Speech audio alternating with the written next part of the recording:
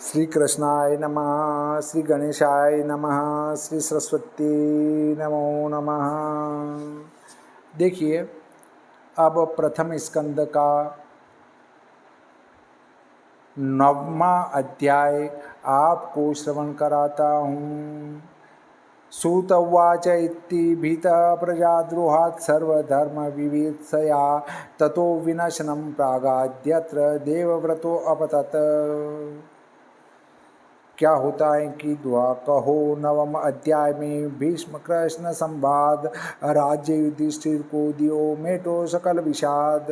सूत जी बोले कि हे ऋषिराज, युधिष्ठिर प्रजा के द्रोह से भयभीत हो सब धर्म के जानने को इच्छा करके जहाँ भीष्म पितामह कुरुक्षेत्र में बाणों की शैया पर पड़े थे उनके पास आए और सब भाई सुवर्ण भूषण भूषित घोड़ों के रथों पर आरूढ़ हो भीष्म पितामह के निकट पहुँचे और उसी समय व्यास, धौम्य, कृपाचार्य आदि भी वहां आ गए।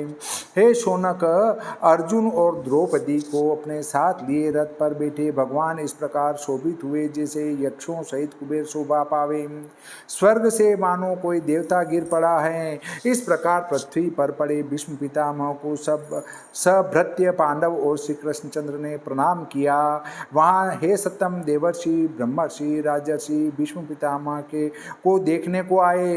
पर्वत मुनि, नारद मुनि, धौम्य, भगवान बादरायण जी, बृहदश्व, भरद्वाज शिष्य सहित परशुराम, वशिष्ठ, इंद्रप्रमद, असित, त्रित, ग्रसमद, कक्षिवान, गौतम, अत्रि, कौशिक, सुदर्शन और निर्मल शुक्राचार्य आदि मुनि शिष्यों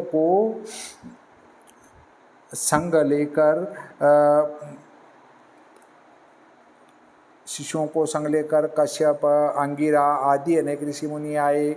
सूत जी बोले, हे ब्रह्मन, उस समय धर्मज्ञ पितामह उन सब महात्मा पुरुषों को देख देश काल विभाग जानने वाले भीष्म पितामह ने मानसिक पूजन किया। जगदीश्वर हृदय निवासी अपनी माया से जिन्होंने विग्रह धारण किया, सिंहासन पर विराजमान श्री कृष्ण का भगवत के प्रभाव जानने वाले भीष्म पितामह ने पूजन किया। विनय स्नेह से मग्न समीप बैठे नेत्रों में जल भरकर पांडु पुत्रों से प्रीति सनी वाणी से भीष्म पितामह बोले, महाकष्ट है, बड़ा अन्याय है। हे धर्मपुत्रों, ब्राह्मण धर्म भगवान के आश्रित होकर भी क्लेश से जीते हो। महारथी राजा पांडु के मरे पीछे बालक जिनकी संतान से वधु कुंती ने तुम्हारे लिए बड़ा क्लेश भोगा। जो आपको अप्रिय हैं वह सब यह समय की हुई बात है। काल वह है जिसके वश में सब लोग हैं। जैसे मेघ पंक्ति पवन के वश में रहती हैं, जहाँ धर्मपुत्र युधिष्ठिर भीमसेन गदाधारी, जहाँ अर्जुन से गांडी एवं धनुषधारी, श्री कृष्ण से मित्र, महाशिला द्रौपदी सी पतिव्रता स्त्री, वहाँ भी विपत्ति पड़ी। हे युधिष्ठिर, मुझको पूर्ण विश्वास है कि बिना परमात्मा की इच्छा के कोई कार्य नहीं होता। उसकी अपार महिमा कोई नहीं जान सकता। जिनके जानने की इच्छा करके बड़े बड़े कवि लोग भी मोह को प्राप्त होते हैं। हे युधिष्ठिर, यह संसार के दुख सुख देवाधीन है। हे नाथ, हे प्रभु, उनके अनुवर्ती जो आप हो, तो इस अनाथ प्रजा का तुम पालन करो। यह साक्षात भगवान आद्य नारायण पुरुष हैं। माया से लोक को मोहित कर वृष्णियों में छिप कर विचरते हैं। इनका प्रभाव जो छिपा हुआ है उसको महादेव जी जानते हैं, वा देवर्षि नारद जी और साक्षात कपिल देव जी जानते हैं। शंका होती है कि भीष्म जी को ज्ञानियों की सभा में मुनि लोग महात्मा कहा करते थे, वह भीष्म जी मूर्खों के समान खोटे वचन पांडवों को क्यों कहते हैं। भीष्म जी ने पांडवों को बड़ा उन्मत्त, बड़ा अभिमानी जानकर उनके ऊपर कृपा करके उनका अभिमान दूर करने के लिए ऐसे क्रूर वाक्य कहे थे।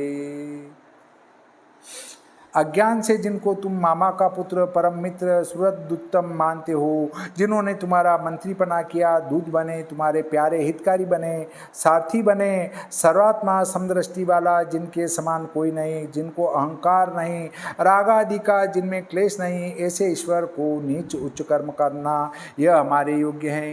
यह बात हमारे योग्य नहीं है, यह बुद्धि की विषमता परमेश्वर में नहीं है। हे राजा युधिष्ठिर, यद्यपि परमेश्वर में यह बात है तो भी जो उनके एकांत में ध्यान करने वाले भक्त हैं उन पर दया ही करते हैं। उनकी बड़ाई और अपने भाग्य की बड़ाई कहाँ तक करूं? देखो, जो मेरे प्राण त्यागने के समय श्री कृष्णचंद्र ने आकर दर्शन दिया, भक्ति से जिनमें मन लगाकर, वाणी से जिनका नाम 8 प्रहर कीर्तन करे और इसी ध्यान में देह त्याग करे, तो वह पुरुष काम कर्म से छूट जाता है।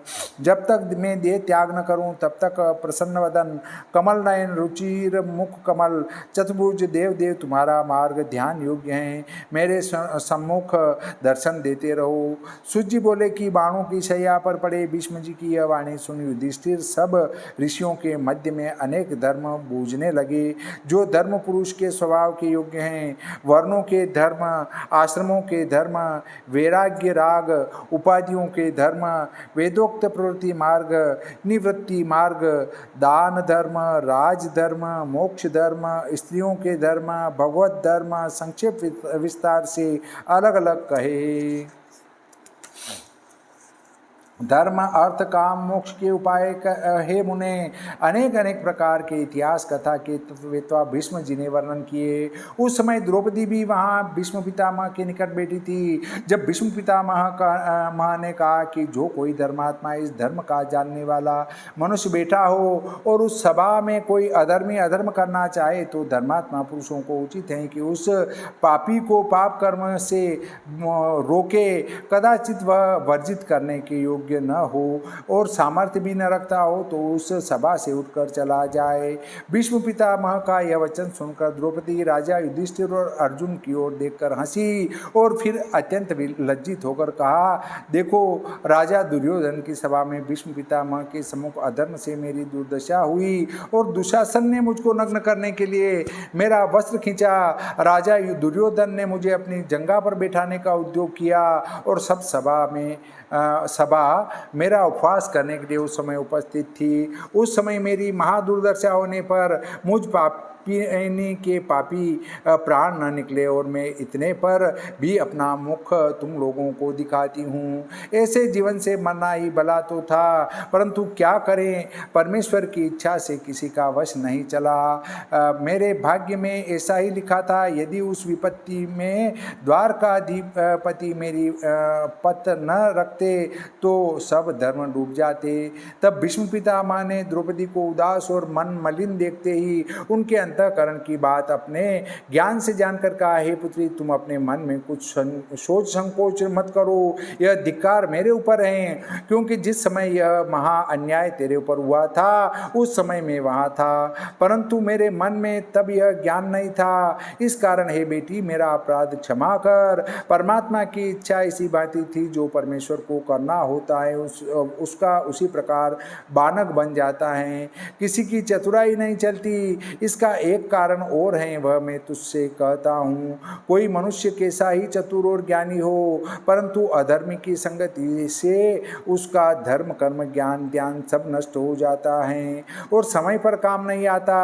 जो कोई अधर्मी का अन्न भोजन करता है उसकी बुद्धि उसी के समान हो जाती है। मैंने उन दिनों दुर्योधन का अधर्मी का अन्न भोजन किया था। इस कारण मुझको उस समय धर्म अधर्म का कुछ ज्ञान नहीं रहा और मेरी बुद्धि भ्रष्ट हो गई थी। अब मुझको 1 महीना 26 दिन अन्न जल छोड़े और बाणों की शैया पर पड़े हो गए।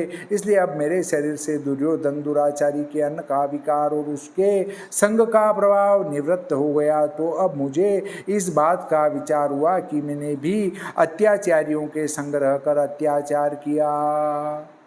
देखिए, भीष्म पितामह ने जब सभा में रहकर द्रौपदी के चिरहरण का विरोध नहीं किया। इसका मूल कारण था कि वो भी पाप का भोजन कर रहे थे, इसलिए उसके विरोध में नहीं बोल पाए, क्योंकि पाप का भोजन करने से अपना भी शरीर पापी हो जाता है और वैसे ही विचार बन जाते हैं।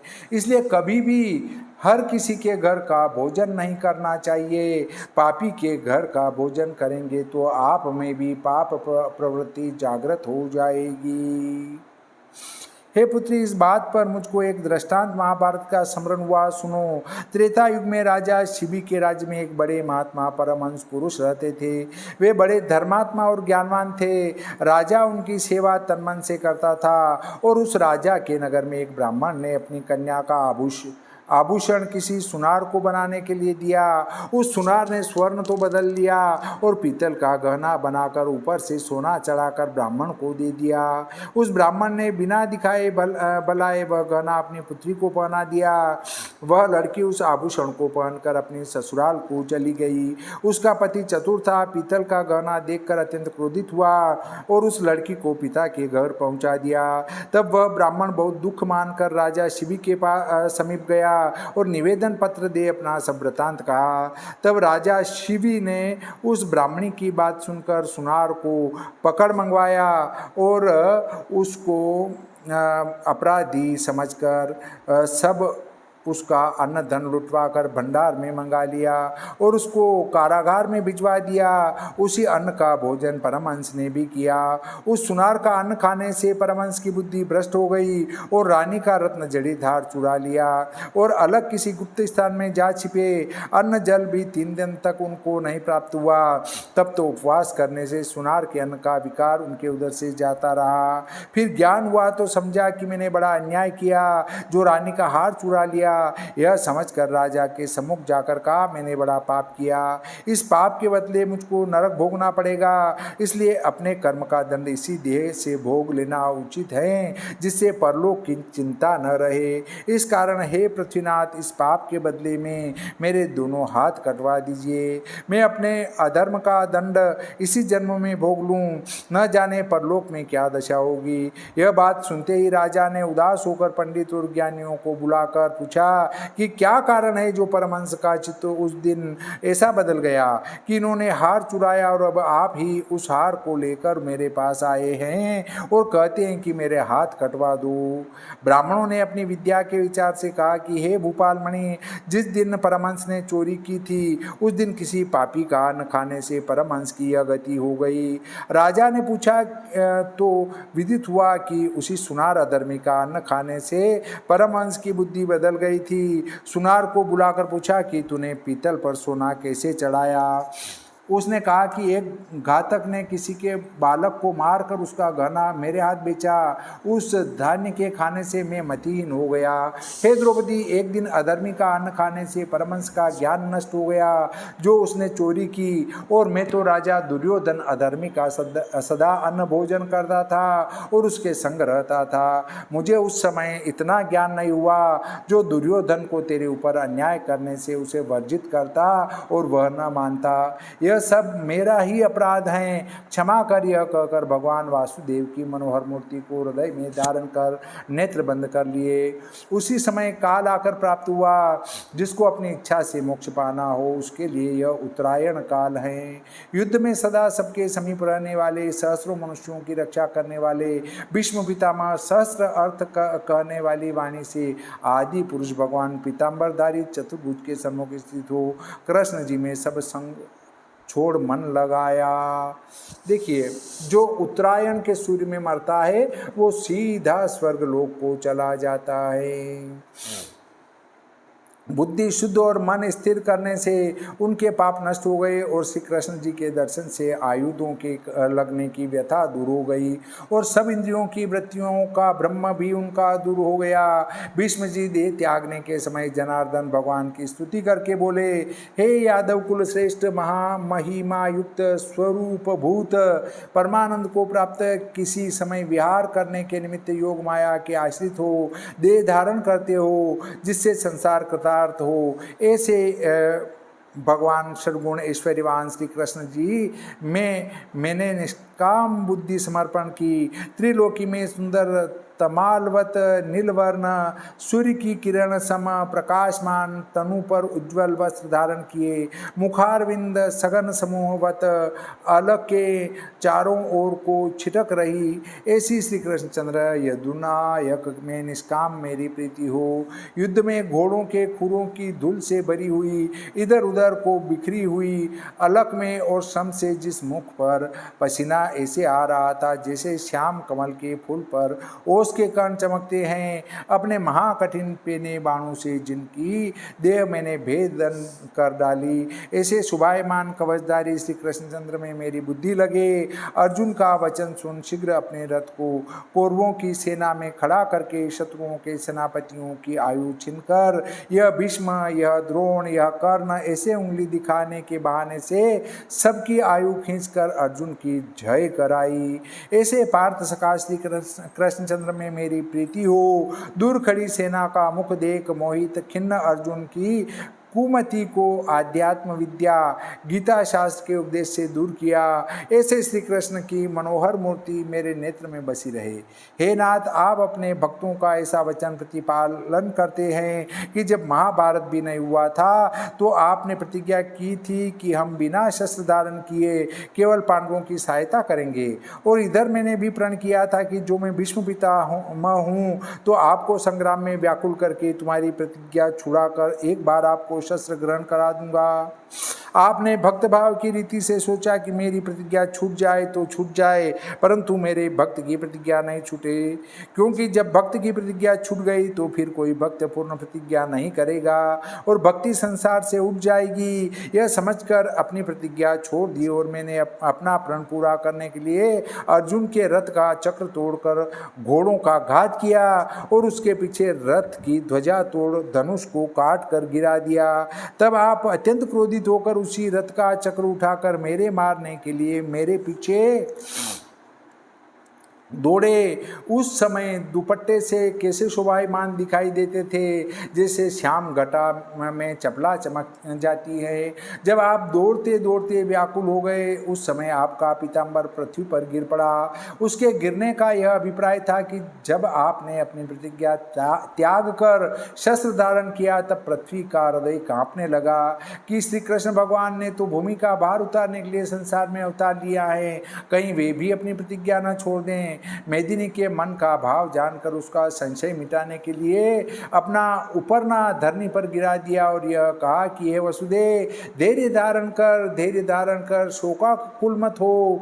मैंने अपने भक्त की प्रतिज्ञा रखने के लिए अपना प्रण छोड़ा, परंतु तेरा भार अवश्य उतारूंगा, तू किसी प्रकार का संदेह मत कर। हे वसुमती, जब तेरे मन में विस्मय हुआ तब मैंने उसी समय तुझको धैर्य देने के लिए अपना पीताम्बर तुझको सौंपा कि जब तक तेरा भार न उतारूं तब तक मेरा उपरना अपने पास रखा रहने दे। ऐसे पृथ्वी को धैर्य देने वाले मदन मोहन में मेरी रुचि हो।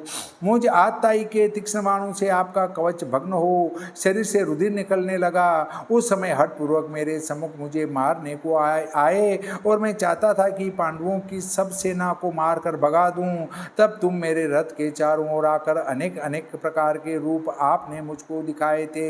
जिन रूपों को देख देख कर मेरे मन में भ्रांति होती थी, इनमें कौन सा रूप सत्य है, कौन सा माया का है। तुम बाणों की चोट सहकर मेरी सराहना करते थे। जब मैं उन बातों को स्मरण करता हूँ तो आपके सम्मुख मेरा मुख नहीं होता। आपने मेरे अपराध पर कुछ ध्यान नहीं किया और मरते समय मुझको आकर दर्शन दिया। हे घनश्याम, यही श्याम स्वरूप मेरे नेत्रों में बसा रहे। अर्जुन के रथ रूप कुटुंबों में कोड़ा लिए, घोड़ों की पचरंगी बागडोर पकड़े, सारथीपन की शोभा धारण किए, दर्शनी भगवान में मुझ मरणशील की प्रीति हो। जो आपके दर्शन करते करते युद्ध में मरे वे आपके स्वरूप को प्राप्त हुए। ललित मति विलास मनोहर हास्य युक्त नम्र विलोकन श्री कृष्ण के चरित्रों का अनुष्ठान करने वाली मत गोपवधु भी जिनके स्वरूप को प्राप्त हो गई। राजा युधिष्ठिर के राष्ट्रीय यज्ञ में अनेक मुनिगण नृपति समूह के के समक्ष जिनकी सबसे पहले पूजा हुई, आज मेरा धन्य भाग्य है कि वे दर्शन योग्य श्री कृष्णचंद्र मेरी दृष्टि के सन्मुख आकर प्रकट हुए। अपने रचे हुए शरीरधारियों के हृदय में विराजमान जन्म रहित मोह रहित की मैं शरणागत हूँ। जैसे सब प्राणियों की दृष्टियों में एक सूर्य अनेक घटकों में दिखाई देता है, ऐसे एक ईश्वर जीवों के शरीर के भेद से अनेक दृष्टि आते हैं। सूत जी बोले कि हे ऋषिगण, भगवान श्री कृष्ण में मन वाणी दृष्टि की वृत्तियों सहित जीवात्मा को लगाकर भीष्म जी अंतः श्वासी उपराम को प्राप्त हुए। भीष्म जी को उपाधि रहित ब्रह्म में लीन जानकर जैसे संध्या समय सब पक्षी चुप हो जाते हैं, ऐसे सब चुप हो गए। देवता मनुष्यों के बजाए हुए बाजे बजे, राजाओं में साधु प्रशंसा करने लगे, आकाश से फूलों की वर्षा हुई। हे शौनक मुनि, भीष्म जी की दाह क्रिया कर युधिष्ठिर एक घड़ी शोक से अपने मन में बहुत दुखी हुए। उस समय श्री कृष्णचंद्र ने पांडवों को बहुत समझाया कि जैसी मृत्यु संसार में भीष्म जी की हुई है, ऐसी मृत्यु दूसरे की होनी बहुत दुर्लभ है। संसार में जिसने शरीर धारण किया वह अवश्य एक दिन काल कवल होगा, इसलिए इनके मरने का सोच करना व्यर्थ है। जो कोई संसार में नर तनु पाकर माया मोह में लिप्त रहे और परमात्मा से विमुख रहकर कलह क्लेश में अपने दिन व्यतीत करे और अपना तनु त्याग करे, उसके लिए शोक करना अवश्य चाहिए, क्योंकि वह नरक में वास कर कष्ट भोगेगा। और भीष्म पितामह ने तो संसार में भक्तिपूर्वक धर्म संयुक्त रहकर तनु त्याग किया, इसलिए इनके मरने का क्या शोक संताप है। आप तो चतुर और ज्ञानी हैं, अधिक समझाना तो मूर्खों को चाहिए। यह बात सुनकर युधिष्ठिर ने अपने मन को धैर्य दिया। उस समय सब मुनियों ने प्रसन्न होकर गुप्त नामों से श्री कृष्ण की स्तुति की और श्री कृष्ण की मनोहर मूर्ति हृदय में धारण कर सब अपने अपने आश्रमों को गए। तब श्री यदु नाथ समेत युधिष्ठिर ने हस्तिनापुर में जाकर धृतराष्ट्र सहित तपस्विनी गांधारी को शांत किया। धृतराष्ट्र और वासुदेव ने राजा युधिष्ठिर की सराहना की और समर्थ राजा युधिष्ठिर प्रसन्न होकर धर्म कर्म से अपने परदादा की राजगद्दी पर बैठकर धर्म राज्य करने लगे। श्री भागवत महापुराणे प्रथम स्कंदे भाषाटिकायां भीष्म स्तुति युधिष्ठिर राज्य प्रलंबो नाम नवमो अध्याय।